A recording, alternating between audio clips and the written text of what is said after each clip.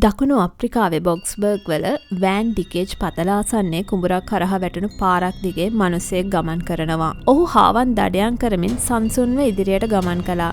නමුත් පසුව ඔහුගේ නාසය කඩාගෙන යන තරම් දුකක් ඔහුට දැනෙනවා. ඔහු එක්වරම සිතනවා ඒ මැරුණු සතෙක් කුණු වෙන ගඳක් කියලා. ඒ ගඳ හරිම අප්‍රසන්නයි. ඔහුට අවශ්‍ය වෙන්නේ නැහැ කරදරයක පැටලෙන්න. ඒ නිසා ඔහු ගමන් මාර්ගය වෙනස් කරනවා. ඒත් පියවර කිහිපයක් ඉදිරියට යනකොට අර දුර්ගන්ධය තවත් නරක අතට හැරෙනවා. එවිට ඔහු ඇයව දකිනවා. කාන්තාවක් ඔහු ඉදිරිපිට බිම වැතිරී සිටිනවා. ඇගේ මැණික් කටු එකට බැඳ තිබුණා වගේම කටේ යමක් බැඳලා තිබුණා. ඇය මිය ගොස් සිටි බවට කිසිදු සැකයක් නැහැ. ඔහු හිරි වැටිලා යනවා. ඔහුගේ පපුව නොනවත්වම ගැහෙන්න පටන් ගන්නවා. ඒත් සමගම ඔහු උත්සාහ දරන්නේ ඔහු ඉදිරියේ ඇති බිහිසුණු දර්ශනය තේරුම් ගන්නයි. ඔහු බිම වැතිරී සිටි කාන්තාවගෙන් ඇස් ඉහළට ගන්නකොට දකින දෙයින් තවත් භීතියට පත්වෙනවා. ඇය තනිව නෙවෙයි. ඇගෙන් මීටර් කීපයක් දුරින් තවත් ශරීරයක්. තවත් මීටර් කීපයක් දුරින් තවත් ශරීරයක්. තවත් ශරීරයක්. ඉතින් අද අපි කතා කරන්නේ දකුණු අප්‍රිකානු ඉතිහාසයේ දරුණුම සහ ක්‍රූරතම දාම ඝාතන මාලාව ගැනයි. මේ ඝාතන මාලාවේ ඝාතකයා සොයා ගැනීමට පෙර පුවත්පත්වල ඔහුට අනුවර්ත නාමයක් ලබා දුන්නා. මේ ABC ඝාතකයාගේ කතාවයි.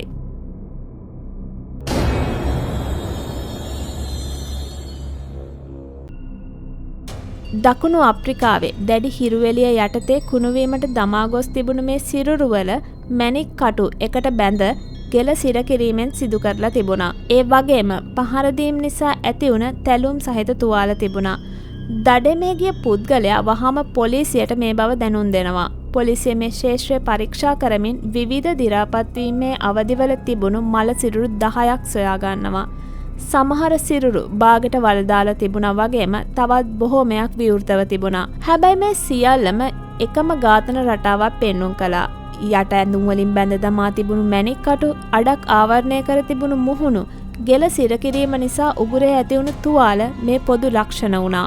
මේක අපරාධ ස්ථානයක් නෙවෙයි. මේ ඝාතකයාගේ කුණු කන්දක්. මේ ඝාතකයා මිනිමැරුම් 38කට වැරදිකරු වුණා. ඒත් ඔහු පැවසුවේ ඝාතන 76ක් සිදු කරපු බවයි.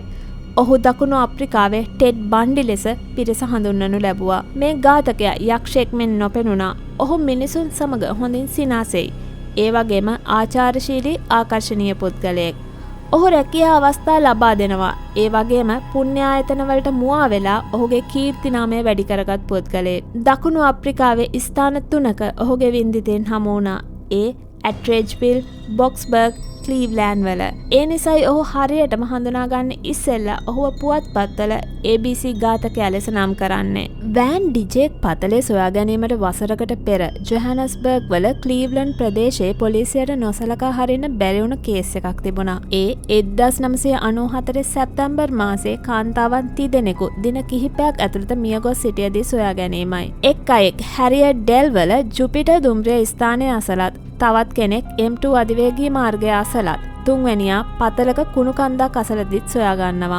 වින්දිතෙන් සියලු දෙනාම කළු ජාතිකයින් වුණ අතර ඔවුන් අවසන් වාට දුටු විට ඔවුන් හොඳින් ඇඳ පැළඳගෙන සිට තිබුණා. නමුත් ඔවුන් අඩ නිරුවත් කර පහර දී ඔවුන්ගේම ඇඳුම් වලින් ගෙල සිර කර තිබියදී සොයා ගන්නවා. සිරුරු ආසන්නයේ කිසිම අනන්‍යතාවයක් සොයා ගන්න පුළුවන් දේවල් හම්බ වෙන්නේ නැහැ. බ්‍රික්ස්ටන් පොලිසිය මේ මිනිමැරුම් සහ කොල්ලකෑම් නඩු විමර්ශනය කළ අතර ජූලි මාසයේම ප්‍රදේශයෙන්ම හමු වුණ තවත් මල් සිරුරු දෙකක්ද ඒ හා සමාන ලක්ෂණ පෙන්වුම් කළා. ඉන්පසුව සැප්තැම්බර් 19 වෙනිදා හැරියට් ඩෙල් පතලේ කුණුකන්ද අසලින් තවත් මල සිරුරක් සොයා ගන්නවා. මෙලෙස එක හා සමාන ගොදුරුවන් 6 දෙනෙක් හමු වුණාට පස්සේ පොලිසිය ඝාතකයා සොයන දිස්ත්‍රික්කය පුරාම සෝදිසි මෙහෙයුම් ආරම්භ කරන්නේ ප්‍රදේශයේම වහලා දාලා. එයට නිලධාරීන් 150 දෙනෙකුට ආසන්න සංඛ්‍යාවක් සහ පොලිස් බල්ලන් වගේම හෙලිකොප්ටර්ද යොදාගත්තා. මෙහිදී කාන්තා යට ඇඳුම් රාශියක් සොයාගත් අතර තවත් මල් සිරුරු දෙකක්ද සොයා ගන්නවා. ඒ සිරුරු දෙකම දි รา පත් වෙමින් පැවතුණා. දැන් අවම වශයෙන් ඝාතනය කරන ලද කාන්තාවන් 8 දෙනෙක් සිටිනවා. ඒ සියලු දෙනා සැතපුම් 3ක ආරය සහිත ප්‍රදේශයක එක හා සමාන රටාවකට මාරා දාලා තිබුණා. එසෙමින් සෙමින් ඔවුන්ගේ අනන්‍යතාවයන් හෙළි වුණා. මුල් වින්දිතයා වුණ මරීනා මනමා නම් 18 හැවිරිදි පාසල් දැරියගේ කලව මත පණිවිඩයක් සටහන් කර තිබුණා. එය විමර්ශකයන්ට කිසිම තේරුමක් නැති දෙයක් බව පෙනී යනවා. සැප්තැම්බර් මාසයේ අගභාගය වෙනකොට සැකකරු සඳහා ප්‍රොෆයිල් එකක් සකස් කිරීමට එරට පළමු ක්‍රිමිනල් ප්‍රොෆයිලර් වන අපරාධ මනෝවිද්‍යාඥ වෛද්‍ය මිකී ප්‍රටෝරියස් ගෙන්වනවා. සෑම වින්දිතයෙකුටම එක හා සමාන අපරාධ රටාවක් අනුගමනය කර ඇති බව ඇයට පෙනී යනවා. ඔවුන් කාර්මික ප්‍රදේශයකට ආකර්ෂණය කරගෙන පහර දීලා පසුව බෙල්ට් යට ඇඳුම් භාවිත කරලා ගෙර සිර කරලා මරලා දාලා තිබුණා. ඝාතකයා අවුරුදු 25 35 අතර වුණ කළු ජාතිකයෙක් විය හැකි බව ප්‍රටෝරියස් විශ්වාස කළා. ඔහු පිළිවෙලක් ඇති ආකර්ශනීය හොඳින් ඇඳ පළඳින බොහෝ විට මෝටර් රථයක් භාවිත කරන සමාජය තුළ හොඳ තත්ත්වයක් පවත්වාගෙන යන පුද්ගලයෙක් විය යුතු බව ඇය කිව්වා. එකම ප්‍රදේශයක් තුළ මලසිරුර කිහිපයක් හමු වුණ නිසා ඔහු නැවත සක්‍රිය වනු ඇතැයි බලාපොරොත්තුවෙන් ඇයම ප්‍රදේශයේ නිරීක්ෂණයක් ඉල්ලා සිටියත් නඩුවට ලැබෙන දැඩි මාධ්‍ය ආවරණය නිසා එය එසේ නොවේවි කියලත් ඇය හිතුවා.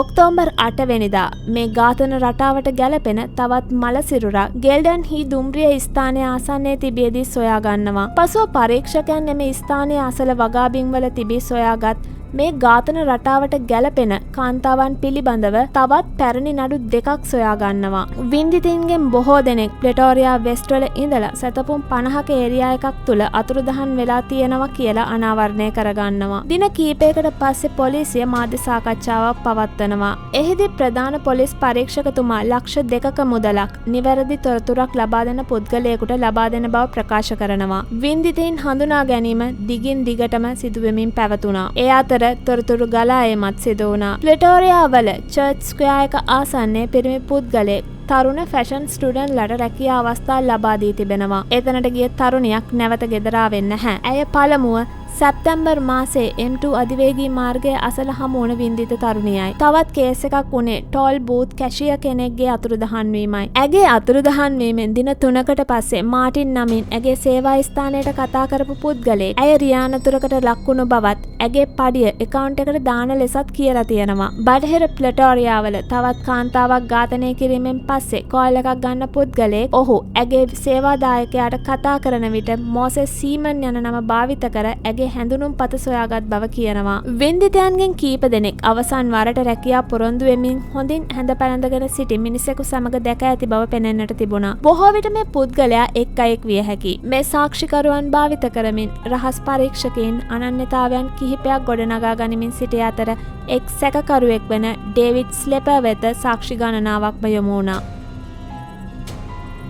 ඩේවිඩ් බොක්ස්බර්ග් වල ජීවත් වන නමුත් ඔහුට බොහෝ වින්දිතයන් හමුවන ප්‍රටෝරියා වෙස්ට් සහ ක්ලීව්ලන්ඩ් වලට සම්බන්ධතාවයන් තිබුණා. ප්‍රටෝරියා වල කුලියටගත් කාර්යාලයක ඔහු විෂන් ඉංග්ලිෂ් ගර්ල් කොලෙජ් නමින් කුඩා ව්‍යාපාරයක් පවත්වාගෙන ගියා. මේ ව්‍යාපාරයට එකම ආකාරයේ මේ යන තරුණියන් වැනි අය ඉලක්ක වී තිබුණා. සාක්ෂිකරුවන් සහ ඩොක්ටර් ප්‍රටෝරියස්ගේ ක්‍රිමිනල් ප්‍රොෆයිල් එකේ විස්තරවලට අනුව පොදු ගැළපීම් දක්වපු පුද්ගලයා වුණේ ඔහුයි. ඔහු හොඳින් ඇඳ පැළඳ කාන්තාවකගේ නමින් ලියාපදිංචි කළ මර්සිඩීස් රථයක් පැදෙව්වා. එක් කාන්තාවක් රහස් පරීක්ෂකයන්ට පැවසුවේ තමාට පහර දීමට පෙර ඔහු තමාට රැකියාවක් ලබා දුන් බවයි. ඔහු අත්අඩංගුවට ගැනීමට පෙර නිහඬවම ව්‍යාපාරික කටයුත්තක් සඳහා රටින් පැනගොස් ඇති බව පොලිසිය සොයා ගන්නවා. ඔහු ගැන දැන්වීමෙන් පස්සේ දෙසැම්බර් 15 වෙනිදා මොසැම්බික් පොලිසිය මපුටෝවලදී ඔහුගේ මර්සිඩීස් රථය නතර කරනවා. ඔහුගේ මෝටර් රථයේ තිබිලා ක්ලීව්ලන්ඩ් මිනිමැරුම් සම්බන්ධ වන පේපර් ආටිකල්ස් වගේම මෑතකදී යම් පුද්ගලයෙක් වසා දමන්න උත්සාහ කරපු සීරීම් ලකුණුද ඔවුන්ට හම්බ වෙනවා. ඉතින් ඩේවිඩ් ජොහානස්බර්ග් වෙත රැගෙන ඇවිල්ලා බ්‍රික්ස්ටන්බර්ග් වල රඳවා තබනවා. එහිදී රහස් පරීක්ෂකයන් කියා සිටියේ ඔහු ඝාතන 15කට වැරදිකරු බව පාපොච්චාරණය කළ බවයි. නමුත් මේ අස්සන් නොකරන ලද පාපොච්චාරණයක්. වීඩියෝ හෝ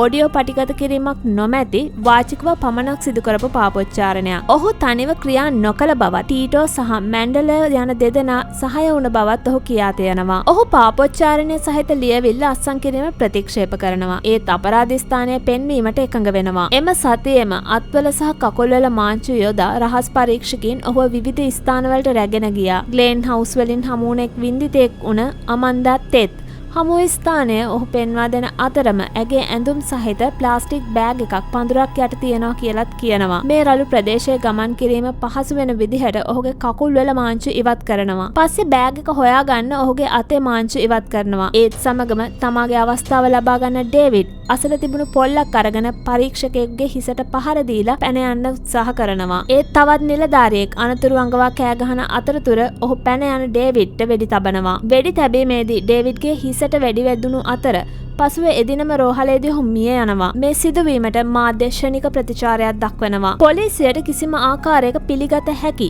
ලිඛිත හෝ පටිගත කළ සාක්ෂියක් තිබුණේ නැහැ. ඔවුන්ගේ සැකකරු මරා දමා තිබෙනවා. නිලධාරීන් 3 දෙනෙක්ට කැලේ තිබුණු පොල්ලක් අතට ගත්ත පුද්ගලයෙක්ව යටත් කරගන්න බැරි වුණේ ඇයි? ඔහුගේ හිසට වෙඩි තැබුවේ ඇයි? මේ කාරණා ප්‍රවෘත්තිවල ප්‍රධාන සිරස්තලය බවට පත් වුණා. නමුත් අවසානයේ පොලිස් පරීක්ෂකයින් තමන්ගේ ආත්මාරක්ෂාව සඳහා වෙඩි තැබූ බවට තීන්දුව වෙනවා. ක්ලීව්ලන්ඩ් වල සිදු ඝාතන වලින් අවම ඝාතන 6කට ඩේවිඩ් සම්බන්ධ බවට අධිකරණ වෛද්‍ය සාක්ෂි ඇති බව පොලිසිය ප්‍රසිද්ධියේ නිවේදනය කරනවා. ඒ මොනවා වුණත් පොලිසිය උන්ගේ දාම ඝාතකයායි පැවසු පුද්ගලයා දැන් මිය ගිහින්. ඒත් මලසිරුණු මතුවීම නතර වුණේ නැහැ. 1995 ජනවාරි මාසයේ මුල ප්‍රෙටෝරියා නගරය ආසන්නේ ඇට්විල් වල තවත් මලසිරුරක් හම්බ වෙනවා. ඇගේ සිරුර දැඩි ලෙස දි รา පත් වෙලා තිබුණු අතර ඩේවිඩ්ගේ වින්දිතීන් මෙන් ඇගෙත් පහරදීම් සහ අඩ නිරුවත් කර ඇගේම ඇඳුම් වලින් ඇයව බැඳ දමා තිබුණු අතර ඇගේ යට ඇඳුම් යොදාගෙන ගෙල සිර කර තිබුණා. ඇය සොයාගන්න සතියකට පමණ පෙර ඇයව ඝාතනය කර තිබුණා. ඒත් ඒ වන විට ඩේවිඩ් මිය ගොස් සිටියා. මුලින් පොලිසිය කියන්නේ මේක කොපිකට් කිලර් කෙනෙක්ගේ වැඩක් කියලා. නමුත් පෙර සිදු වූ මිනිමැරුම් වලට සමාන ලක්ෂණ සහිත සිරුරු එකින් එක මතුවෙනවා. ජූනි මාසයේ වෙනකොට ප්ලෙටෝරියා වෙස්ට් සහ ඇටිගේල් වලින් තවත් අවම වශයෙන් අලුත් ගොදුරු වූවන් 8 දෙනෙකුගේ සිරුරු සොයා ගන්නවා. ඩේවිඩ්ගේ මරණයෙන් පසුව ඝාතන අවසන් විය යුතුව තිබුණා. නමුත් ඒ සෙවුනේ නැහැ. යම් දෙයක් සිද්ධ වුණා නම් උනේ ඝාතන තවත් වැඩි වෙච්ච එක විතරයි. 1995 පෙබරවාරි 9 වෙනිදා ඇට්රේජ්විල් වලින් කාන්තා මලසිරුරක් සොයා ගන්නවා. පසුව ඇඟිලි සලකුණු හරහා ඇය හඳුනා ගන්නවා. ඇය 27 හැවිරිදි සුරූපී තරුණියක් වුණ නුකුසෝ ලෙස හඳුනා ගන්නවා. ජනවාරි මාසයේ ඇය තම සහෝදරිය බලන්න යන අතරතුරේ අතුරුදහන් වෙනවා. මාර්තු මාසයේ තවත් සිරුරක් සොයා ගන්නවා. ඇට්රේජ්විල් වල අගලක් හාරමින් සිටි කම්කරුවන් පිරිසකට පපු ප්‍රදේශයේ පමණක් පොළවෙන් ඉහළට නිරාවරණය වී තිබුණු කාන්තා මලසිරුරක් හමු වෙනවා. ඇය 25 හැවිරිදි මැට්කල් මැකෝනෝ ලෙස හඳුනා ගන්නවා. ඇගේ පවුලේ අයට අනුව ඇය රැකියාවක් පොරොන්දු පුද්ගලයෙක් හමු වීමට දින 3කට පෙර පිටව ගොස් තිබුණා. අප්‍රේල් 12 වෙනිදා ලෙඩ් නොමන්ඩාසෝ සහ ලංගා මැන්ඩලේරාගේ සිරුරු එකම ප්‍රදේශයකින් සොයා ගන්නවා. ඇගේම බ්‍රායක භාවිත කරලා ඇගේ දෑත් පිටුපසට බැඳ ගෙල සිර කර ඇයව ඝාතනය කර තිබුණා. ඇගේ ඇඳුම් බොහෝමයක් ඇගේ සිරුර වටා විසිරී තිබුණු නමුත් ඇගේ යට ඇඳුම් අතුරුදහන් වී තිබුණා. පරීක්ෂකයන් පහුවදා ලෙඩ්ගේ සිරුර හමු වූ ස්ථානයෙන් මීට 20ක් දුරින් කුඩා දරුවෙකුගේ සිරුරක් සොයා ගන්නවා. ඒ ඇගේ පුතු වෙන අවුරුදු 2ක් වයස සිබුයිසෝ. ලෙඩ් දරුවාද රැගෙන ජොබ් ඉන්ටර්විව් එකට ගිහින් තිබුණා. ඝාතකයා දරුවාට පහර දී ඇති බවත් ඔහු මව අසලම සීතලය සහ අන්ධකාරය තුළ මිය යාමට දමා ගොස් ඇති බවත් පොලිසිය අනුමාන කළා. ඩේවිඩ් මරණයට පත් වුණා. දැන් කවුරුද ඝාතන සිදු කරන්නේ? මේ කාරණාව විමර්ශකයින්ට ගැටලු මතු කළා. මේ ඩේවිඩ්ගේ හවුල්කරුවෙක්ද? එහෙමත් නැත්නම් සැබෑ අපරාධකරු නිදැල්ලේ සිටියේදී පොලිසිය ඩේවිඩ්ව වැරදි පුද්ගලයෙක් ලෙස හංවඩු ගැහුවද? මැයි මාසයේ මැද වන විට 29 හැවිරිදි එස්තර් මොෂිබි මැටානා බටහිර ප්ලෙටෝරියා වල වගාබීමක තිබියදී සොයා ගන්නවා. අනෙක් වින්දිතයන් මෙන් ඇයද ඇගේම ඇඳුම් වලින් ගෙල සිර කර සිරුරේ පහළ ප්‍රදේශය නිරුවත් කර තිබුණා. මේ රටාව නැවත නැවතත් සිදුවෙමින් පැවතුණා.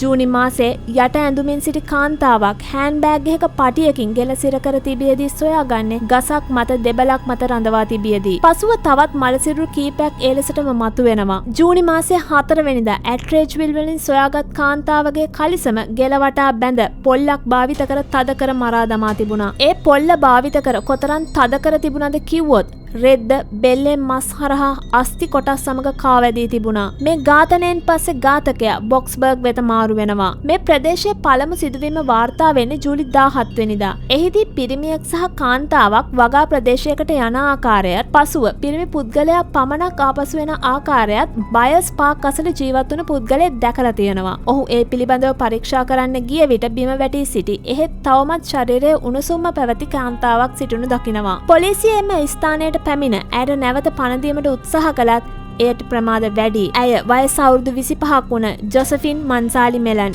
රැකියා අවස්ථාවක් සඳහා ඇය කෙනෙක් හමුවීමට ගිය දරුවන් 4 දෙනෙකුගේ මවක්. අවාසනාවකට මෙන් සාක්ෂිකරුට තමා දුටු පුද්ගලයා පිළිබඳව ප්‍රයෝජනවත් විස්තරයක් ලබා දෙන්න බැරි වෙන්නේ ඔහු බොහෝ දුරින් ඔහුව දැකපු නිසායි. දින කිහිපයක් ඇතුළත එම ප්‍රදේශයෙන් තවත් මළසිරුරු දෙකක් සොයාගන්නේ එකම ආකාරයක ඝාතන රටාවක් පෙන්눔 කරමින්. යලිත් ඩොක්ටර් මිකි ප්ලටෝරියාගේ සහාය සහිත ඒකකයක් පිහිටවන්නේ ඝාතකයා අල්ලා ගැනීම සඳහායි. අපරාධ ස්ථානයේ ලබාගත් ඡායාරූප දින පිළිවෙලට අධ්‍යයනයේදී ඔවුන් රටාවක් සොයා ගන්නවා. මුල් නඩුවලදී අතින් තෙරපීමේ සලකුණු දකින්නට තිබුණා. ඊට පස්සේ ලිචර්ස්, බ්‍රාස්, පැන්ටිහෝස්, බෙල්ට් සහ අමහර අවස්ථාවලදී වින්දිතයන්ගේ ඇඳුම් භාවිතයෙන් හදපු ලිවර භාවිත කළ ගැරසිර කර තිබුණා. මුහුණු බොහෝ විට ආවරණය කර තිබුණා. දෑත් ඉදිරියට තබා තිබුණා වගේම පසුපසටත් තබා බැඳ තිබුණා. මේ සිදු කළ පුද්ගලයා කවුරු වුණත් ඔහු එම රටාව ඒ ආකාරයෙන්ම පවත්වාගෙන ගියා. ඔහු තම ක්‍රියාවලිය දිගින් දිගටම පුහුණු වෙනවා. සෑම වින්දිතයෙකුගේම පවුල්වල අය කිව්වේ එකම දෙයයි. ඒ වින්දිත කාන්තාව රැස්වීමකට, සම්මුඛ සාකච්ඡාවකට හෝ රැකියා අවස්ථාවක් සඳහා පිටත්ව ගොස් ඇති අතර කිසි විටකත් ආපසු පැමිණියේ නැති බවයි. ඩේවිඩ් ස්ලෙපර්ට සම්බන්ධ වන ඝාතනවලදීත් වින්දිත පවුල්වල අය කිව්වේ මෙවැනිම දෙයක්. අගෝස්තු මාසයේ තවත් වින්දිතින් 5 දෙනෙක් සොයා ගන්නවා. එයින් කීප දෙනෙක් ක්ලීව්ලන්ඩ් ප්‍රදේශයෙන් සොයාගන්නේ. දැන් සියල්ල නැවත පෙර විදිහටම ආරම්භ වෙලා තියෙනවා. පුවත්පත් වලට මේ ඝාතකයා නම් කරන්න නමක් නොතිබුණු හින්දා ඇට්‍රේජ්විල් වලින් A අකුරද, බොක්ස්බර්ග් වලින් B අකුරද, ක්ලීව්ලන්ඩ් වලින් C අකුරද ලබාගෙන මේ හඳුනා නොගත් ඝාතකයාව ABC ඝාතකයා ලෙස නම් කරනවා. මේ හඳුනා නොගත් ඝාතකයා වින්දිතින්ගේ ඥාතීන්ට උපහාසාත්මක දුරකථන ඇමතුම් පවා ලබා දීමට පටන් ගන්නවා. එක් වතාවක වින්දිත කාන්තාවකගේ ආච්චිට මැන්ඩලර් කියන නමින් තමාව හඳුන්වා දෙන පුද්ගලයෙක් කතා කරලා කියලා තියෙනවා. ඔබ ඔබේ මිනිබිරියගේ නොගැඹුරු සොහන මතින් ඇවිද ගියා කියලා. ඉන්පසු සැප්තැම්බර් 16 වෙනිදා හාවන් දඩයම් කරමින් සිටි පුද්ගලයෙක් වෑන් ඩිකේජ් පතල ආසන්නේ ඇවිද යනකොට කාන්තාවකගේ මල සිරුරක් සොයා ගන්නවා. පසුව මෙසේ එකින් එක වින්දිතින් 10 දෙනෙකුගේ මල සිරුරු එතනින් සොයා ගන්නවා. රාත්‍රිය වන විට වෑන් ඩිකේජ් පතල ආසන්නේ ටේප් සහ කොඩි ජාලාවකින් වට වුණා. නිලධාරීන් සහ අධිකරණ වෛද්‍ය නිලධාරීන් 30කට වඩා වැඩි පිරිසක් මෙම ස්ථානයේ පරීක්ෂා කරමින්, ඡායාරූප ගනිමින්, මලසිරුරු බෑග් වලට දමමින් ලොග් සටහන් සකස් කරමින් සිටියා. හිරු එළිය සහ ක්‍රොමින් මේ ස්ථානයේ බොහෝ දේ විනාශයට පත් කරලා තිබුණා. ඔවුන් තවමත් වටිනාකමක් ලබාගත හැකි දේවල් පිළිබඳ අවධානය යොමු කරමින් හිටියා. ලීචර්ස්, බෑග්, ඇඳුම්, ආභරණ වගේම පස් සහ ශාක සාම්පලවල DNA සාම්පල එකතු කරගනිමින් සිටියා. පිට්ටනිය පුරාම මලසිරුර විසිරී තිබුණු අතර එකින් එක මීටර් 100ක දුරින් පොකුරු ලෙස දමා ගොස් තිබුණා. ඒවායින් සමහරක් මාස ගණනක් පරණ ඒවා වුණා. අනෙක් ඒවා බොහෝ මෑතකදී ගෙනවිත් දාලා තිබුණා. ඒකෙන් කියවුනේ ඝාතකයා නැවත නැවතත් එම ස්ථානයට පැමිණ ඇති බවත්, සෑම නව ගොදුරක්ම පෙර වින්දිතයා ආසන්නයේම දමා ගොස් ඇති බවයි. එයින් කීප දෙනෙක් එතනම මරා දමා තිබුණු බවත් පෙනෙන්නට තිබුණා. එය බොහෝ විට ඝාතකයා කීප දෙනෙක් ඔහුගේ සොහොන් බිමට ගෙන ගොස් ගෙල සිර කිරීමට පෙර අනෙක් වින්දිතයන්ට පෙන්වා ඇති බවයි. ඝාතකයා මලසිරුර සැඟවීමට කිසිදු උත්සාහයක් අරගෙන නැහැ. මොවුන් ඝාතකයාගේ භීෂණයට හෝ ආවේගයට ගොදුරු වූවන් නොවේ. ඔවුන් කිසියම් පුද්ගලයෙකුගේ චර්යාවකට ගොදුරු වූවන්. මේ පුද්ගලයා කරන්නේ මොකද්ද කියලා හරියටම දැනගෙන ඉඳලා තියෙනවා. ඝාතකයාගේ මේ රටාව මෙතනින් ආරම්භ වෙන්නේ නැහැ. ඔහුගේ ගැට ගහන ආකාරය, මුහුණු ආවරණය කරන ආකාරය, යට ඇඳුම් වලින් ගෙල සිර කිරීම, අත් බැඳීම වගේ දේවල් ඇට්‍රේජ්විල්, බොක්ස්බර්ග්, ක්ලීව්ලන්ඩ් වල පසුගිය වසරක් පුරාම සිද්ධ වුණු ඝාතන රටාවට ගැලපුණා. මේ ඝාතකයා එකවර තවත් මලසිරුරු 10ක් ලබා දී තිබුණා. රසායනාගාරයේ වින්දිතයන් කිහිප දෙනෙකුගේ DNA සාම්පල තිබුණු අතර එකම දේ උනේ නොදන්නා පිරිමියෙක් නැවත නැවතත් මතුවීම විතරයි. පොලිසියට එක සැකකරුවෙක්වත් හිටියේ නැහැ. දේශීය ප්‍රවෘත්ති වලින් ජාතික ප්‍රවෘත්ති දක්වාම මේ කාරණාව ප්‍රචාරය වීමත් සමග පොලිසියට එල්ලවන පීඩනය වැඩි වෙනවා. පොලිසිය විවෘත ප්‍රදේශවල මුර සංචාරයන් වැඩි කරනවා වගේම රහස් පරීක්ෂකයන් පැය 24ක්ම රාජකාරී කටයුතු වල නියැලුණා. නඩුව විසඳීමට උපකාරයක් කර ගැනීමට ටොරියස් වල විශ්‍රාමික FBI නියෝජිතයෙක් වුණ රොබර්ට් රෙස්ලේගේ සහාය ලබා ගන්න උන් තීරණය කරගන්නවා. රොබර්ට් රෙස්ලේ වසර ගණනක් පුරා දාම ඝාතකයින් විශාල ප්‍රමාණයක් අල්ලා ගැනීමට මූලික වුණ පුද්ගලයෙක්. ඔහු දකුණු අප්‍රිකාවට ආවට පස්සේ මුලින්ම මලසිරුරු හමු වුණු තැන් පරීක්ෂා කළා. අපරාධ ස්ථානයේ ඡායාරූප අධ්‍යයනය කිරීම සහ මරණ පරීක්ෂණ වාර්තා අධ්‍යයනද ඔහු සිදු කළා. පසුව ඔහු ඝාතකයා පිළිබඳව කරුණු එකින් එක ගොඩනැගුවා. ඔහුට අනුව මේ ඝාතකයා බුද්ධිමත්, සංවිධානාත්මක සහ ලිංගිකව හැසිරෙන පුද්ගලයෙක්. තවදුරටත් ඝාතකයා තුළ තමන් තමන් පිළිබඳව විශ්වාසයක් වර්ධනය වෙමින් පැවතුණු අතර ඔහු කරන සෑම අපරාධයකින්ම ඔහු වඩාත් භයානක තත්ත්වයකට පත්වමින් සිටි බව ඔහු විශ්වාස කළා. රහස් පරීක්ෂකයන් බිය වූ ලෙසටම අපරාධය තුළ හවුල්කාරීත්වයකට වඩා තනි පුද්ගලයෙක් ඝාතන සිද්ධ කරන බව රෙස්ලර් වටහා ගන්නවා. ඝාතකයා වින්දිතීන් තේරීමේදී ස්ථාවර උපායක් භාවිත කරනවා. ඔහු ප්‍රධාන වශයෙන් ඉලක්ක කළේ හොඳින් හැඳ පැළඳ සිටි සහ බොහෝ විට රැකියාව විරහිත හෝ රැකියාවක නියැලුණු අවුරුදු 20ත් 35ත් අතර කාන්තාවන්. බොහෝ දෙනෙක් රැකියා සොයමින් සිටි අතර රැකියා ලබා දෙන පොරොන්දුව මත හුදකලා ස්ථානවලට ඔවුන්ව ආකර්ෂණය කරගන්න ඔහුට හැකියාවක් තිබිලා තියෙනවා. තවදුරටත් රෙස්ලර් පැවසුවේ ඝාතකයා කුඩා කාලයේ ඉඳලා කාන්තාවන් කෙරෙහි මුල් බැසගත් වෛරයක් ඇති බවත් ඔහු එක් වින්දිතයා සමග පලිගැනීමේ ක්‍රියාවලිය නැවත නැවතත් සිදු කරන බවත්. මෙතනදී තවදුරටත් ඝාතන සිදුවන නිසා ඩේවිඩ් ස්ලෙපර් ඝාතන සඳහා වගකිව යුතු නොවන බවට සංවාදයක් ඇති වෙනවා. ඒ නිසා දකුණු අප්‍රිකානු පොලිස් කොමසාරිස්වරයා රෙස්ලර්ට සහ ඩොක්ටර් ප්ලෙටෝරියස්ට ඩේවිඩ්ට එරෙහිව පැවැත් වූ නඩුව පරීක්ෂා කරන ලෙස ඉල්ලා සිටිනවා. අවසානයේ ඔවුන් නිගමනය කරනවා ක්ලීව්ලන්ඩ් ඝාතනවලට සම්බන්ධ වී ඇති බවත් දැන් ඔවුන් හමුවේ සිටින අලුත් ඝාතකයෙක් බවත් ඔහු දිනෙන් දින නිර්භීතව සහ අහංකාර වෙමින් ඝාතන සිද්ධ කරන බවත් කියලා. පොලිසියට තිබුණු එකම ඉඟිය වුණේ පවුල්වල අය සඳහන් කරන ලද රැකියාවන් සඳහා වුණ සම්මුඛ පරීක්ෂණයි. නැවත නැවතත් සිදුවන ඝාතනවල කාන්තාව අතුරුදහන් වූ විට රැකියාව සඳහා සම්මුඛ පරීක්ෂණයකට යමින් හිටියා. ලබාගත් තොරතුරු බොහොමයක් අපැහැදිලි සහ එකිනෙකට තේරුමක් නැති විස්තර වුණා. සේවායෝජකයා කවුද සම්මුඛ පරීක්ෂණයේ තිබුණේ කොහෙද කියන එක කවුරුත් හරියටම පැවසුවේ නැහැ. ඒ තත්ත්වය එහෙම වෙන්නේ ඇමීලියා රැප්ඩෙල් ඝාතනය වෙන තෙක් විතරයි. ඇගේ පෞද්ගලික ඩොකියුමන්ට්ස් ගොඩක තිබිලා Youth Against Human Abuse කියන සංවිධානයේ ආයුධම් පත්‍රයක් සොයා ගන්නවා. ඇගේ පවුලේ අයට අනුව මේ සංවිධානයේ පුද්ගලෙක් ඇයට රැකියා අවස්ථාවක් ලබා දීලා ඇය අතුරුදහන් වන දවසේ ඔහු හමු වෙන්න එන්න කියලා තියෙනවා. මෙවර ඝාතකයාට නමක් ලැබෙනවා. ඒ මොසෙස් ටෝල්. ආයුධම් පත්‍රයේ තිබුණු දුරකථන අංකය නිලධාරීන්ව වොට්වේල් වෙත රැගෙන යන අතර එහිදී මොසෙස්ගේ සහෝදරිය වන ක්වාසි ස්ටෝල් නම් කාන්තාව මුණ ගැහෙනවා. ඇය ඔවුන්ට පැවසුවේ තම සහෝදරයා දිගු කාලයකින් දැක නොතිබුණු බවත් ඔහු කොහෙද කියලා දන්නේ නැති බවත් කියලයි. තවත් තහවුරු කිරීමක් ලැබෙනවා.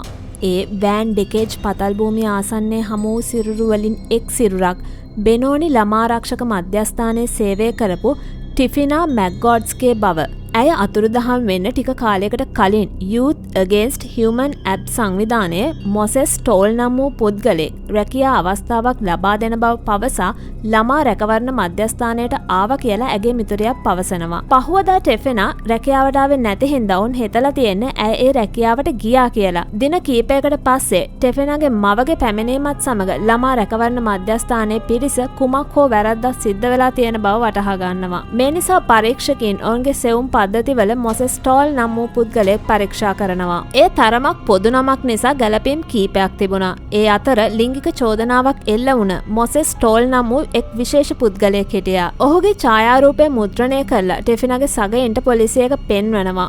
ඔවුන් කිසිම පැකලීමකින් තොරව ඔවුන්ගේ සේවා ස්ථානයට පැමිණි පුද්ගලයා ඔහු බව සනාථ කරනවා. පැය 24ක් ඇතුළත මොසෙස්ගේ මුහුණ දකුණු අප්‍රිකාව පුරාම පුවත්පත්වල මුල් පිටුවේ පළ වෙනවා. ABC ඝාතකයා තවදුරටත් අවතාරයක් නෙවෙයි. ඔහු ට්‍රක් රථ සෝදන්නේ ස්වයංව නිර්මාණය වුණ තරුණ උපදේශකයෙක්. හැබැයි දැන් ඔහු ඝාතකයෙක්. පොලිසිය ඔහු ජීවත් වන ස්ථානය සොයා ගන්නා විට ඔහු පැන ගොස් සිටියා. ප්‍රවෘත්තිවල ඔහුගේ මුහුණ ප්‍රචාරය වෙලා තිබුණ නිසා මොසෙස්ව වැඩි කාලයක් ගත වෙන්න කලින් සොයා ගන්න පුළුවන් වෙයි කියලා ඔවුන් විශ්වාස කළා. පුළුල් මාධ්‍ය ප්‍රචාරයත් එක්ක ඔහුගේ අනන්‍යතාවය හෙළි වෙලා තිබුණත් ඔහු ඝාතන නතර කළේ නැහැ. වෑන් ඩෙකේජ් අනාවරණයෙන් සතියකට පසුව 21 හැවිරිදි ඇග්නස් ඇම්බුලිගේ සිරුර බෙනෝනි නගරයෙන් පිටත දුම්රිය ස්ථානයක් අසලින් සොයා ගන්නවා. එදිනම ස්ටාර් පේපර් පුවත්පත් කාර්යාලයට කතා කරන පුද්ගලයෙක් ටැම්සන් ඩිය වාර්තාකාරයට කතා කරන්න ඉල්ලා සිටිනවා. ඇය දුරකථනයට පිළිතුරු දුන් විට ඔහු පවසන්නේ තමා සියලු දෙනා සොයන ABC ඝාතකයා බවත් ඔහු කළ දේ පාපොච්චාරණය කිරීමට අවශ්‍ය බවයි. ඊළඟ සිදුවීම් මාලාවට යන්න කලින් අපි මේ ඝාතකයාගේ ආරම්භය ගැන කතා කරමු.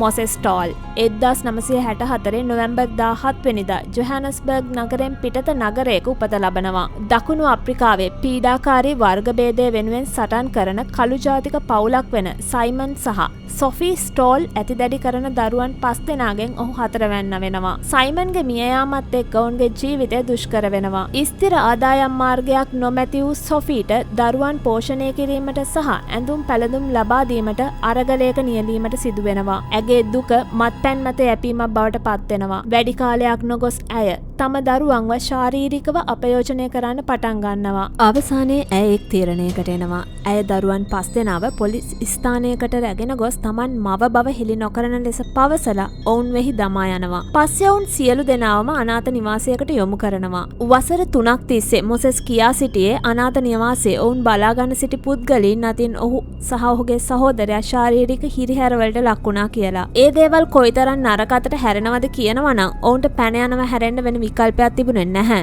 අනාථ නිවාසයෙන් පැනලා යන ඔවුන් කෙලින්ම යන්නේ ඔවුන්ගේ අම්මා ගාවට. ඇය ඔවුන් ප්‍රතික්ෂේප කරලා ආපහු අනාථ නිවාසයට බාර දෙනවා. මේ සිදුවීම මොසෙස්ට ප්‍රබල ප්‍රහාරයක් එල්ල කරනවා.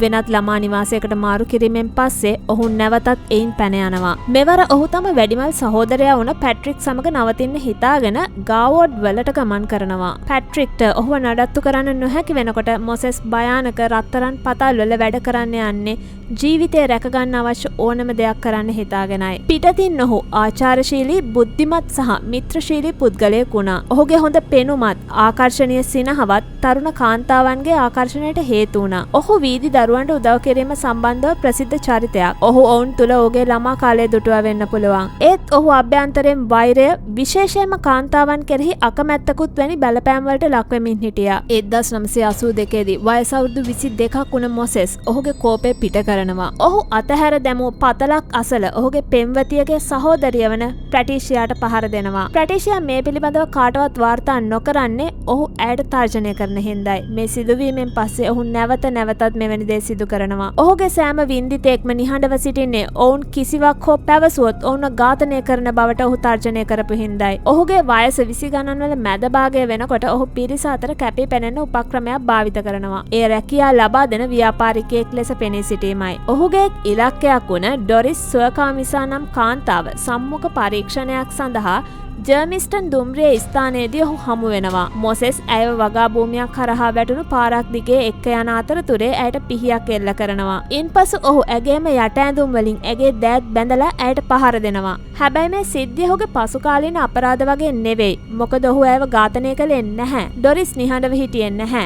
ඇය මේ බව පොලිසියට වාර්තා කරනවා. හැබැයි ඇය ඔහුගේ සැබෑ නම පවා දැනගෙන හිටියේ නැහැ. ඒ හින්දා ඔවුන්ට ඔහුව සොයාගන්න එක දුෂ්කර වෙනවා. සති කීපයකට පස්සේ ඇය ඔහුව සාප්පුවකදී දකිනවා. ක්ලීව්ලන්ඩ් පොලිස් නිලධාරීන් ඔහුව වහාම අත්අඩංගුවට ගන්නවා. ඩොරිස් සිටිය මෝටර් රථයේ ඔහුව රැගෙන යන අතරවාරේ ඔහු ඇයට කියනවා, "බැල්ලි, මට උඹව මරන්න තිබුණා" කියලා. මොසෙස් තමන් නිර්දෝෂී බව පුන පුනා කියා සිටියත් එය ඔප්පු කරන්න ප්‍රමාණවත් සාක්ෂි ඔහුගේ පාර්ශවයට උසාවියට ඉදිරිපත් කරන්න නොහැකි වෙනවා. අවසානයේ ජොහානස්බර්ග් වල බොක්ස්බර්ග් බන්ධනාගාරයේ ඔහුට වසර 7ක සිරදඬුවම් නියම වෙනවා. ඔහු සිරගත වෙලා ඉන්නකොට ඔහුගේ මව සහ සහෝදරියක් මිය යනවා. එයින් ඔහුගේ කෝපය තවත් වැඩි වෙනවා. විශේෂයෙන්ම ඩොරිස් ඔහුව සිරගත කරපු නිසා ඔහු ඇයට දොස් පවරනවා. කාන්තාවන් කෙරෙහි ඔහුගේ වෛරය කලින් අධික ලෙස පැවතුණා නම් දැන් ඒ සියල්ල විනාශ වෙන තත්වයකට පත් වෙලා තියෙනවා. 1993 දී තවමත් සිරගතව සිටින මොසෙස් එම බන්ධනාගාරයටම ඥාතියෙක් බලන්න එන මාර්තා සහ ලොව් නම් වූ කාන්තාවන් දෙදෙනෙකු සමග ලිපි හුවමාරු කරන්න පටන් ගන්නවා. ඇය මුලින් ඔහු සමග කතා කරන්න අකමැති වුණත් ලිපි හුවමාරුව අවසානයේ ඔහු නිදහස් වූ පසුව ඔහු හමුවන්න ඇය පෙළඹෙනවා. ඔහු පවසලා තියෙනවා බන්ධනාගාර ගතව සිටින විට ඔහුත් සමග සිටි සෙසු සිරකරුවන්ගෙන් දැඩි අපයෝජනයට ලක් වුණා කියලා. අවුරුදු 7න් 4ක් බන්ධනාගාරයේ ගත කරලා ඔහු නිදහස් වෙනවා. ඔහු කියා සිටියේ පසුගිය සියල්ල අමතක කරලා අලුත් ආරම්භයක් ලබා ගන්නවා කියලයි. ඔහු ඉක්මනින්ම සමාජයට එකතු වෙනවා. ඔහුගේ කඩවසම් පෙනුම සහ ආකර්ශනීය බව නිසා ඔහු මිත්‍රශීලී ගෞරවාන්විත පුද්ගලයෙක් බව මිනිසුන්ට ඒත්තු ගන්නන්න ඔහුට පහසු වෙනවා. මාර්තාගේ දෙමව්පියන්ගේ හිත දිනා ගැනීමෙන් පසුව ඔහු සමග වෙනම පදිංචියට යාමට ඇයව කැමති කරගන්නවා. මාර්තාගේ සහෝදරයා ඔවුන්ට අයත් මෝටර් රථ අලුත් වැඩියා කරන ස්ථානයක මොසෙස්ට රැකියාවක් ලබා දෙනවා. 1994 දෙසැම්බර් වන විට මේ යුවලට ප්‍රථම දරුවා විදිහට බ්‍රිජට් උපත ලබනවා. නමුත් ඇත්තටම ඔහුගේ කිසිම කිසිම වෙනසක් සිද්ධ වෙලා තිබුණේ නැහැ. ඔහුගේ ළමා කාලයේ සිටම ඔහුට දැනුණු අමනාපය, කෝපය සහ වෛරය ඔහු තුළ තවමත් තිබුණා. ඔහු ඔහු විසින් ගොඩනගාගත් වෙස් මුහුණක් තුළ සංගවා තැබුවා. ඔහුගේ නව පවුලට පැවසුවේ ඔහු වඩා හොඳ රැකියාවක් සොයන බවයි. ඔහුට නව පවුලේ සම්පූර්ණ සහයෝගය වෙනුවෙන් ලැබෙනවා. මේ වෙස් වලා ගැනීම සඳහා ඔහු දෙනපතා හොඳින් ඇඳ පැළඳගෙන පුවත්පතක් රැගෙන නගරයට ගියා. කිසිම කෙනෙක් දැනගෙන හිටියේ නෑ ඒ නමපු පුවත්පත තුළ පිහියක් ඇති බව. ඔහුගේ පළවෙනි ගොදුර 1994 ජූලි මාසයේ ඝාතනය කරපු 18 හැවිරිදි මරීනා මනමා විය හැකි බව සලකනවා. ඇය ක්ලීව්ලන්ඩ් දාම ඝාතන මාලාවේ සොයාගත් පළමු මලසිරුරු වලින් එකක්. ඇයට රැකියාවක් ලබා දෙන්න පොරොන්දු වෙලා ඇයව රවටලා පස්සේ වගා භූමියකට එකගෙන ගොස් ඇයට පහර දීලා මරා දැමූ බව විශ්වාස කරනවා. ඔහුගේ කාර්යය අවසන් වුණාට පස්සේ ඔහු ඇගේ සම මතු පිට පණිවිඩයක් ලියනවා. ඒ කාලයේම ඔහු නැගෙනහිර රැන්ඩල් වල ඇක්‍රොස් බෙදා හැරීමේ රටවල වැඩ කරනවා. වඩා හොඳ රැකියාවක් සෙවීම සඳහා වුණ ඔහුගේ දඩයම පහත් ආශාවක් බව ඔහුගේ පවුලේ දැන සිටියාද කියන්න පැහැදිලි නැහැ. ඒත් ඔහු තරුණ කාලයේදීම මානව අපයෝජනයන්ට එරෙහිව සංවිධානයක් නිර්මාණය කළා. මේ සංවිධානය රැකියා විරහිත කාන්තාවන් වෙත ළඟා වෙන්න හේතුවක් වුණ පුණ්‍යායතනයක්. ඔහු ටයිප් කරපු අයදුම් පත්‍ර සම්මුඛ සාකච්ඡා සකස් කළේ ඔහු ගෞරවාන්විත ඉහළ තත්ත්වයක් පවත්වාගෙන යන සැබෑ සේවා සපයන්නෙක් බව හේතු ගන්නන්නයි. පසුව ඔහුව දකුණු අප්‍රිකානු ටෙඩ් බන්ඩි ලෙස හැඳින්වූයේ දෙදෙනාම එකම ඝාතන රටාවක් භාවිත කරපු නිසාම නෙවෙයි. දෙදෙනාම වෙස් මුහුණක් පැළඳගෙන සිටි නිසායි. මේ වෙස් මුහුණ භාවිත කරලා ඔවුන් ආචාරශීලීව,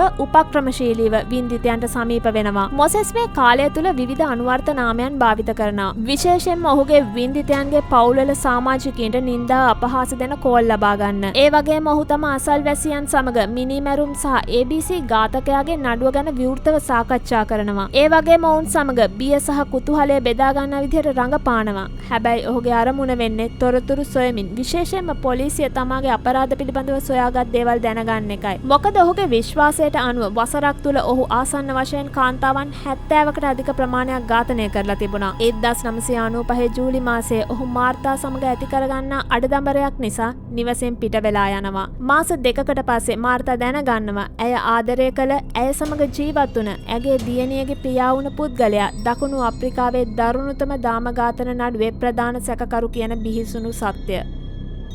මොසෙස් ස්ටාපේපර් පුවත්පතේ ටැම්සා ඩිය වෙත ඔහුගේ නම ජෝසප් මැගුවානා ලෙස ලබා දුන් අතර ඔහු කාලය නාස්ති නොකර පළමු සංවාදය සිදු කරනවා. ඔහු යටත් වීමට සූදානම් බව ඇයට පැවසූ අතර සංසුන්ව ඔහුගේ ඝාතන පිළිබඳව කිසිම පුවත්පතක් වාර්තා කර නොමැති තොරතුරු ලබා දෙනවා. ඇමතුම අවසන් වූ පසු ඇය වහාම පොලිසියට කතා කරනවා. ඔක්තෝබර් මාසයේ ඊළඟ සති කීපය තුල ජෝසප් ඇයට තවත් 3 වතාවක් දුරකථන ඇමතුම් ලබා දෙනවා. පොලිසිය සෑම සංවාදයක්ම පටිගත කරනවා. කොටස් වශයෙන් ඔහු තමාගේ කතාව ඇයට කියනවා. වසර ගණනාවකට පෙර කාන්තාවකට ලිංගික අතවර කිරීම සම්බන්ධව වැරදිකරු වූ බව, ඔහු නොකළ අපරාධයකට සිරගතව සිටින විට අනිත් සිරකරුවන් ඔහුට පහර දී අපයෝජනය කළ ආකාරය, අවසානයේ ඔහු නිදහස් වූ පසු ඔහු තුල පැවති කෝපය අඩු නොවුණු බවත් කියනවා. ඉන්පසු ඔහු ඇයට පවසනවා කාන්තාවන් නිහඬ ස්ථානවලට ඇදගෙන ගිහිල්ලා ඔවුන්ව බැඳ දමා ඔවුන්ගේම ඇඳුම් වලින් ගෙල සිර කරපු බවත්, එයට සාමාන්‍යයෙන් යට ඇඳුම් භාවිත කරන්නේ ඇඟිලි සලකුණු ඉතිරි නොකරන්න බවත් ඔහු කියනවා. ප්‍රෙටෝරියා, ඇට්රේන්ජ්විල්, බොක්ස්බර්ග් වල සිදුවුණු සියලුම ඝාතන පසුපස තමා සිටින බව පාපොච්චාරණය කළත් ක්ලීව්ලන්ඩ් වල සිදුවුණු අපරාධවලට ඔහුගේ සම්බන්ධයක් නැති බවට ඔහු දැඩි ලෙස ප්‍රකාශ කරනවා. ලෙටෙරා සහ ඇගේ අවුරුදු 2ක් වයස දරුවාව ඝාතනය කිරීම ඔහු පෙන්වා දෙමින් කියන්නේ ඔහු දරුවන්ට ආදරය කරන බවත්, කිසිම විටක ඔවුන්ට හානියක් නොකරන බවත් කියලයි. පොලිසියට අනුව ජෝසප් ඝාතන 38ක් සිදු කර තියෙනවා.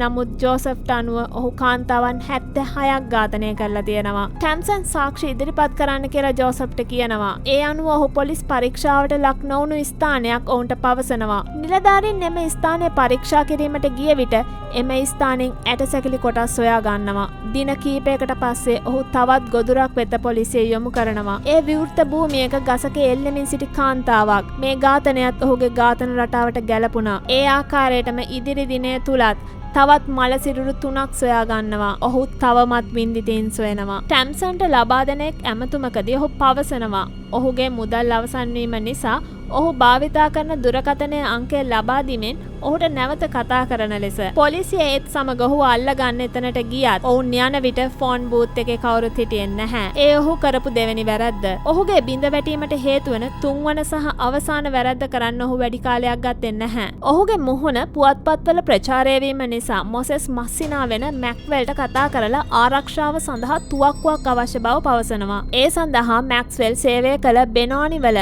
මැක්ස්ටෙල් කර්මාන්ත ශාලාවේදී ඔවුන් දෙදෙනා හම්බ වෙන්න යොදා ගන්නවා. නමුත් ඔහු නොදැන සිටි දෙයක් උනේ ඔහුගේ සහෝදරය වුණ ක්වාසි මොසෙස්ගේ ව්‍යාජ සමාජ සේවා ලියවිලි දුරු දවසේ ඉඳලා රහස් පරීක්ෂකයන් සමග කතා කරමින් සිටි බවයි. මේ තුවක්කු කතාවත් සමග ක්වාසි සහ මැක්ස්වෙල් රහස් පොලිසියට මේ බව කියනවා. රහස් පරීක්ෂකයන් කර්මාන්ත ශාලාව වටා නිහඬවම ස්ථානගත වෙනවා. ඔවුන් පුදුමයට පත් කරමින් මොසෙස් හරියටම පැවසූ වෙලාවටම ඒ ස්ථානයට එනවා. ඔහුට යමක් වැරදි ඇති බව වැටහි යනවා. ඒත් සමගම මැක්ස්වෙල් හමුවීමට පෙර ඔහු හදිසියෙන්ම කර්මාන්තශාලා භූමියෙන් හැකි ඉක්මනින් පලා යනවා. ආරක්ෂක නිලධාරියෙක් විදිහට වෙස් වලාගෙන සිටි පොලිස් පරීක්ෂක ෆ්‍රැන්සිස් මුලවෙන්ඩි ඔහුව නවත්තන්න කියලා කෑ ගහන අතරතුරේ අනතුරු ඇඟවීමේ වෙඩි පහරවල් දෙකක් එල්ල කරනවා. මොසෙස් අඳුරු පාර දිගේ දිවගෙන යනවා. පරීක්ෂකයා ඔහුව ලුහු බැඳ යමින් ලං වෙනකොටම මොසෙස් කුඩා තියුණු අත් පොරවක් ඇදලා අරගෙන ඔහුගේ වාහනයට පයින්නවා. පරීක්ෂකවරයා ඔහුට තර්ජනය කරන අතරවාරයේ ඔහුව පාලනය කරගන්න මොසෙස්ගේ කකුලට වෙඩි තියනවා. නමුත් ඔහු එයින් නතර වෙන්නේ නැහැ.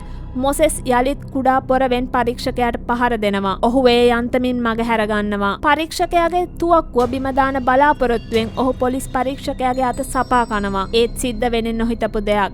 පරීක්ෂක මුලවෙන්සිගේ තුවක්කුවෙන් වෙඩි පහරවල් දෙකක් පිට වෙනවා. පළමු වෙඩිල්ල මොසෙස්ව මග හැර යනවා. නමුත් දෙවෙනි වෙඩිල්ල මොසෙස්ගේ බඩට වදිනවා. පොලිසිය බියටපත් වෙන්නේ ඩේවිඩ්ට සිදු වුණා වගේ චෝදනා ගොනු කරන්නට හෝ නිසි පාපොච්චාරණයක් කරන්න කලින් ඔහු මිය යයි කියලා. ඒ නිසා ඔහුව වහාම රෝහල්ගත කර ශල්‍ය කර්ම කීපයකට භාජනය කරනවා. මොසෙස් මිය ගියොත් ඔවුන්ට මේ ඝාතන එකිනෙකට ලෙහා ගන්න බැරි වෙනවා. මොසෙස් හමුදා ආරක්ෂාව යටතේ ශල්‍ය වෛද්‍යවරුන්ගේ ප්‍රතිකාර ලබා ගන්නවා. රෝහල්ගතව සිටින විට වෛද්‍යවරුන් සොයා ගන්නවා ඔහු HIV ආසාදිතයෙක් බව. ඔහු අත්අඩංගුවට ගැනීමේ පුවත දකුණු අප්‍රිකාව පුරා ඉක්මනින් පැතිර යනවා. ඔහුගේ භීෂණ සමය අවසන් වෙන බව අපේක්ෂා කළත් ඒක එහෙම වෙන්නේ නැහැ. වසරකට පෙර ඩේවිඩ් අත්අඩංගුවේ සිටින විට පවා ඝාතනයන්ට ලක් වූවන් බොහෝ පිරිසක් සිටියා. ඒ නිසා මොසෙස් සහ ඩේවිඩ් යන අය ඝාතනයන් ජාලාවක කොටස්කරුවන්ද. මොසෙස් අත්අඩංගුවටගත් පසුව තවත් ඝාතන සිදු වෙයිද? තත්ත්වය තවත් නරකතට හැරෙයිද කියන විශ්වාසයන් සමාජය තුළ පැවතුණා. රෝහලෙන් පිටව යාමට තරම් සුවයක් ලැබීමෙන් පසු මොසෙස් පොලිස් භාරයට පත් වෙනවා. ඔහුගේ DNA වහාම ABC ඝාතකයාගේ වින්දිතයන් සමග සසඳනවා. ඒවා එකිනෙකට ගැලපුණා. ප්‍රතිඵලය විදිහට ඔහු අත්අඩංගුවට පත්වලා දින 5ක් ඇතුළත ඝාතන 29ක් සම්බන්ධව චෝදනා එල්ල කරලා බ්‍රැකන් මහේස්ත්‍රාත් අධිකරණයේදී නඩුගොනු කරනවා. නඩු විභාගයේ එනතුරු ඔහු බ්‍රොක්ස්බර්ග් බන්ධනාගාරයේ සිරගත කරනවා. අනාථ නිවාසවල ඔහුගේ අත්දැකීම ඔහුව ලිංගික විලෝපිකයෙක් බවට පත් කළ බවත් බන්ධනාගාරයේදී ඔහු විදපු අපයෝජන ඔහුව මිනිමරුවෙක් බවට පත් කළ බවත් ඔහු කියනවා. ඔහු තවමත් ඩොරිස්ට වෛර කළා. මොකද ඇගේ චෝදනාව නිසායි ඔහු බන්ධනාගාරගත වෙන්නේ. ඔහු කිව්වා පිරිමියෙක්ට වගේම ලෝකේ ඕනෑම කෙනෙක්ටත් වඩා කාන්තාවකට පුද්ගලයෙක්ට රිදවිය හැකි බව. ඔහුගේ පුණ්‍ය කටයුතු වින්දිතයන් රැවටීමට යොදාගත් දෙයක් බව ඔහු පිළිගත්තා. සමාජය හමුවේ ඔහු හොඳ අරමුණක් ඇති සාර්ථක විවාහක පුද්ගලයෙක් බවට පෙනී ඉන්නවා. එයින් ඔහු වින්දිතයින්ට තව තවත් සමීප විශ්වාසවන්තභාවයක් වර්ධනය කර ගැනීමට උපකාරී කරගත්තා. ඔහුගේ පළමු ඝාතනය විස්තර කරන විට ඔහු කියා සිටියේ ඔහු යමක් ගැන විමසූ විට ඔහුට කෑ ගහපු කාන්තාවක් බවයි. නමුත් ඇගේ නම ඔහුට මතක තිබුණේ නැහැ. ඇයව ඝාතනයෙන් පස්සේ ඔහු සාමාන්‍ය ආකාරයට ගෙදර ගිහිල්ලා නාලා පිරිසිදු වුණා කියලා කියනවා. ඔහුට සහායකයෙක් නොසිටි බවත් ඩේවිඩ්ව ඔහු කවදාවත් හමු වෙලා නැති බවත් කියනවා. නමුත් ඔහු පවසනවා ඔහුගේ ඝාතන රටාව ඩේවිඩ් කොපි කළා කියලා. මොසෙස් නඩු විභාගයට පෙනී සිටීමට සුදුසු මානසික තත්ත්වයක සිටිනවාද යන පරීක්ෂාවට ඔහුව මනෝවෛද්‍ය ලියොන් ෆයින් වෙත යොමු කරනවා. මොසෙස් තම ජීවිත කාලය පුරාවටම සිදු කරපු ක්‍රියා වැරදි බව තේරුම් ගත්තේ නැහැ වගේම ඔහුට වැරදිකාරී හැඟීමක් නොතිබීම මේට හේතුවක් වුණා. ඔහුව පරීක්ෂා කරපු වෛද්‍යවරු ඔහු නඩු විභාගයකට පෙනී සිටීමට සහ අනුකම්පා විරහිතව ඔහු උදුරාගත් ජීවිත සඳහා දඬුවම් විදීමට සුදුසු බව ප්‍රකාශ කරනවා. 1996 ඔක්තෝබර් 21 වෙනිදා මොසෙස් ටෝන්ගේ නඩු විභාගය ආරම්භ වුණු අතර දකුණු අප්‍රිකානු ඉතිහාසයේ වඩා දීර්ඝතම සහ අධික වියදමක් දරපු නඩුවක් බවට මෙය පත්වෙනවා. වසරකට අධික කාලයක් දැඩි මහජන අවධානයක් ලබාගත් මෙම නඩුවේදී සුළු අධිකරණ වෛද්‍ය තොරතුරුත් DNA විශ්ලේෂණත් පිළිබඳව දීර්ඝව සාකච්ඡාවට සහ නිමක් නැති සාක්ෂිකරුවන් ආවරණය වන පරිදි සති ගණනාවක් සාක්ෂි ඉදිරිපත් කළා. මොසෙස්ට විරුද්ධව මිනීමැරුම් 38ක්, ලිංගික අතවර චෝදනා 40ක් සහ මංකොල්ල කෑම් 6කට සම්බන්ධව නඩු පවරන බව නඩු පවරන්නන් නිවේදනය කරනවා. තවත් කම්පනයට පත්වන ආරංචියක් වුණේ ඩේවිඩ්ට සම්බන්ධ කළ නඩු 4ක් මොසෙස් වෙත එල්ලවීමයි. මේ සම්බන්ධව පොලිසිය පැහැදිලි ප්‍රකාශයක් සිදු කළේ නැහැ. ඩේවිඩ් මියගොස් වසර 2ක් ගත වෙනවා. ඇමන්ඩා ඝාතන නඩුවේ සිරුර සොයාගත් ස්ථානයේදී ඔහු ඝාතනයට ලක් වෙනවා. ඒ ඔහු රහස් පරීක්ෂකයින්ට සාක්ෂි පෙන්වීමට යන අවස්ථාවේ. ඒත් දැන් ඇමන්ඩා නඩුවේ සාක්ෂි වෙනස් වෙමින් පවතිනවා. මොසෙස් ඇයව දැන සිටියා. ඇය අතුරුදහන් වීමට පෙර ඔහු ඇයගේ නිවසට ගොස් ඇති අතර ඇගේ පවුලේ අය සිතලා තියෙන්නේ ඔහු ඇගේ පෙම්වතා කියලා. ඔහු ඇගේ අවමංගල්‍යයට සහභාගී වන අතරම ඔහු සිදු කරන වඩාත් නින්දිතම ක්‍රියාව වන්නේ ඇගේ කාඩ්පත භාවිත කිරීමයි. ඔහුගේ සහෝදරිය වන ක්වාසි බැංකුවේ CCTV දර්ශනවල සිටින පුද්ගලයා මොසෙස් බව තහවුරු කළා. ඇමන්ඩාගේ ඝාතනය සම්බන්ධව ඩේවිඩ්ට කුමන ආකාරයක සම්බන්ධයක් තිබුණත් විමර්ශකයන් දැන් ඇගේ සැබෑ ඝාතකයා මොසෙස් බව විශ්වාස කළා. ඒ සමානවම මරීනා මනමා නඩුව මුලින්ම ඩේවිඩ් වෙත යොමු වුණත් දැන් ඒ මොසෙස් විසින් සිදු කරන ලද පළමු මිනීමැරුම ලෙස සලකනවා. ඇගේ සිරුරේ අමුතු පණිවිඩයක් ලියා තිබුණු අතර එය ඝාතකයෙක් තවත් ඝාතකයෙක් වෙනුවෙන් තැබූ පණිවිඩයක්ද. ඝාතන දෙකෙහිම සමාන ලක්ෂණ තිබුණා. මොසෙස්ගේ තවත් අනුවර්ත නාමයක් වුණ මැන්ඩලර් පවා ඩේවිඩ් වරක් කියා සිටි අපරාධකරුවන්ගේ නමකට ගැලපුණා. ක්ලීව්ලන්ඩ් ඝාතන 6කට ඩේවිඩ් වරදකරු බව පොලිසිය තහවුරු කළත් දැන් මොසෙස්ටයින් චෝදනා 4ක් එල්ලවීම සම්බන්ධව පොලිසිය නිහඬ පිළිවෙතක් අනුගමනය කිරීම සමහර පිරිසකට ගැටලුවක් ඇති කළා. මොසෙස් ඩේවිඩ්ව කිසිම දවසක හමුුනේ නැති බව දිගින් දිගටම ප්‍රකාශ කළා. මෙයින් කාරණා දෙකක් පෙනී ගියා. පළවෙනි කාරණාව වන්නේ පොලිසිය ඩේවිඩ්ට තොරතුරු ලබා දීලා ඔහුට බොරු චෝදනා එල්ල කර පසුවේ සියල්ල හෙළවීම වැළැක්වීම සඳහා ඔහුව මරා දැමූ බවයි. දෙවැනි කාරණාව වන්නේ මේ දෙදෙනාම එකම ආකාරයට ඝාතනයන් සිද්ධ කරමින් ඔවුන් එකිනෙකා දන්න බව පිළිගැනීම ප්‍රතික්ෂේප කිරීමයි. එය සැඟවීමකට නොව අපකීර්තිය සම්පූර්ණයෙන්ම තමා වෙත ලබා ගැනීමට දරන උත්සාහයක් වෙන්න පුළුවන්. මොසෙස් පැහැදිලිවම ඔහුගේ කතාව කීප වතාවක්ම වෙනස් කරනවා. ඔහු ස්ටාර් පුවත්පතේ ටැම්සාට පැවසූ දේත්, පොලිස් වීඩියෝවලට පාපොච්චාරණය කළ දේත්, උසාවියේදී පවසන දේත්, ඔහු බන්ධනාගාරයේ සිටින විට රහසිගතව පටිගත කරපු වීඩියෝවල පිළිගත් දේත් බෙහෙවින් වෙනස් වුණා. ඩේවිඩ් සම්බන්ධ බොහෝ ඝාතන ක්ලීව්ලන්ඩ් ප්‍රදේශයට සීමා වුණා. මොසෙස් තවදුරටත් පැවසුවේ ඔහු ක්ලීව්ලන්ඩ් ඝාතනවලට සම්බන්ධ නොමැති බවයි. අපි මොහොතකට හිතුවොත් ඔවුන් දෙදෙනාම නොවන තුන්වෙනි ඝාතකයෙකුත් ක්‍රියාත්මක වුණාද? ඒ වගේම ඩේවිඩ් කියපු මැන්ඩලර් මොසෙස් නම් විටෝ ලෙස හඳුන්වපු අනිත් පුද්ගලයා කවුද? ඔහුගේ නඩු විභාගවලදී මොසෙස් වරද පිළිගන්නේ නැහැ. ඔහු අධිකරණයේදී සංසුන්ව හිටියා. ඔහු හැඟීම් පළ කර එකම අවස්ථාව වුණේ පොලිස් පරීක්ෂකවරයා තමා අත්අඩංගුවට ගත් අවස්ථාවේ වෙඩි තැබූ ආකාරය විස්තර කළ විට පමණයි. පරීක්ෂක මුලවෙන්සි එය තම ආරක්ෂාව සඳහා කළ ක්‍රියාවක් ලෙස හැඳින්වුවා. මොසෙස්ගේ නීතිඥයන් මේ සිද්ධිය අවස්ථාවක් ලෙස යොදා ගනිමින් හිතාමතා කළ වෙඩි තැබීමක් බවට තර්ක කළා. මොසෙස්ගේ බිරිඳ පැමිණිලි පාර්ශවය වෙනුවෙන් පෙනී සිටියා. ඇය තම සැමියාට අයත් ආභරණ හඳුනාගත් අතර විමර්ශකයන් පැහැදිලි කළේ ඒවා විවිධ වින්දිතීන්ගෙන් ලබාගත් ඒවා බවයි. එක් අවස්ථාවක මොසෙස් ඔහුගේ කුඩා දියණිය බලන්න ඉල්ලුවත් මාර්තා ඔහුගේ ඉල්ලීම ප්‍රතික්ෂේප කරනවා. 1989 මුල් සිරගත වීමට පෙර ඔහුගේ පහරදීම් වලින් දිවි ගලවාගත් කාන්තාවන් ඔහුට එරෙහිව සාක්ෂි දෙමින් ඔවුන්ව ඒ සඳහා පොළඹවාගත් ආකාරයත්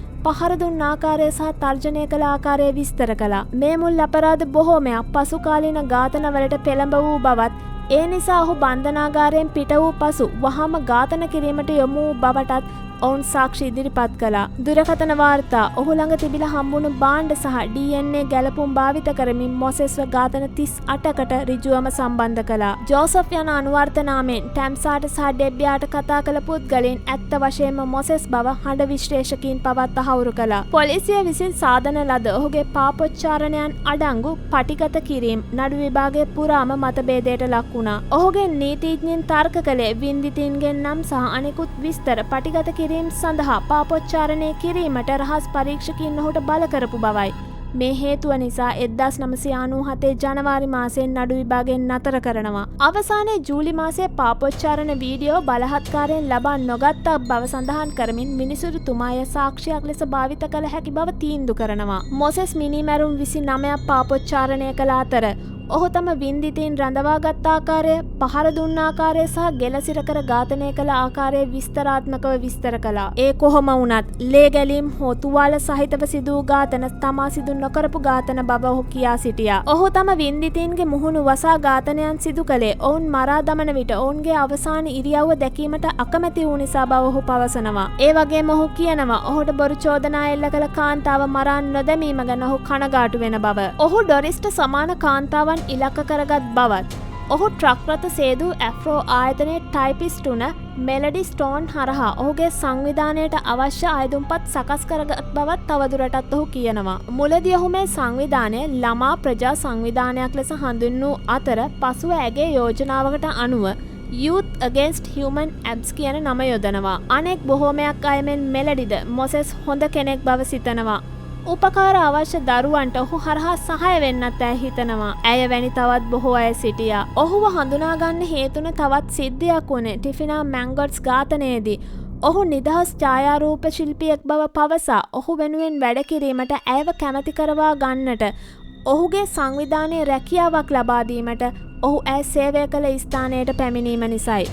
ශෝකයට පත් වූ මිතුරන් සහ ඥාතීන් බොහෝ දෙනෙක් මේ බව උසාවියේදී තහවුරු කළා. දැන් මොසෙස්ට සාක්ෂි දීමේ අවස්ථාව ලැබෙනවා. ඔහු පැවසුවේ තමා නිර්දෝෂී බවත් ඔහුගේ පාපොච්චාරණ වීඩියෝ පොලිසිය බලපෑමට සිදු කරපු ඒවා කියලයි. ඔහු පිළිගත් එකම දේ වුණේ ඔහු මුලින් අත්අඩංගුවට ගැනීමට පෙර පැට්‍රීෂියාව දැන සිටි බව විතරයි. ඔහු ඇයට පහර නොදුන් බවත් 1989 දී ඩොරිස් ඔහුට බොරු චෝදනා එල්ල කර ඔහුව වැරදිකරුවෙක් කළ බවත් ඔහු තවදුරටත් කියනවා. උසාවියේ සිටින විට සමහර අවස්ථාවල ඔහුගේ මුහුණේ සිහින් සිනාවක් දැක ගන්න හැකි වුණා. බොහෝ නිරීක්ෂකයින්ට අනුව එය ඔහු නීතිය සමච්චල්ලයට භාජනය කිරීමක්. 1997 දෙසැම්බර් 4 වෙනිදා පැය 3ක කියවීමකින් පස්සේ විනිසුරු ඩේවිඩ් ක්වීන්ස් මොසෙස් ස්ටෝන්ට එරෙහිව මිනිමැරුම් 38ක් ඇතුළුව ඉදිරිපත් කළ සෑම චෝදනාවකටම වැරදිකරු බව තීරණය කරනවා. මිනිමැරුම් සඳහා වසර 50 බැගින්ද, පහරදීම් වලට වසර 12 බැගින්ද, මංකොල්ල කෑම් සඳහා වසර 5 බැගින්ද වන ආකාරයට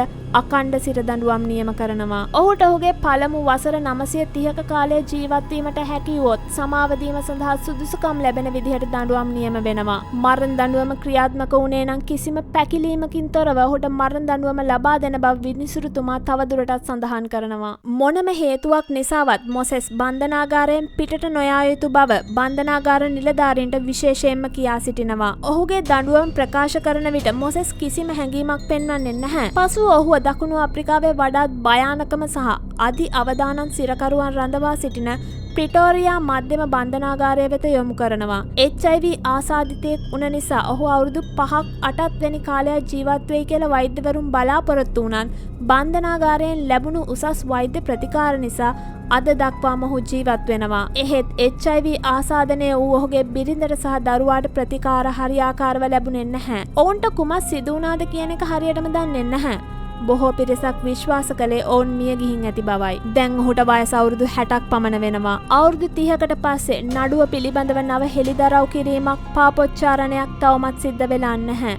මොසෙස් පැවසූ වින්දිතයන් 12 දෙනෙකුගේ අනන්‍යතාවය සොයාගන්න බැරි වුණා. තවත් එහෙම සොයාගත්තවත් නැති බොහෝ දෙනෙක් සිටිය හැකි. මොසෙස් විලෝපිකයෙක්. ඔහු තම ඉදිරි කාලයේ සිරමැදිරියක ගත කිරීම සාධාරණද? ඒක ඔහුගේ වින්දිතයෙකුට ලැබුණටත් වඩා කරුණාවන්ත ඉරණමක්. ඉතින් මේ ABC ඝාතකයා ගැන ඔබේ අදහසුත් දක්වන්න.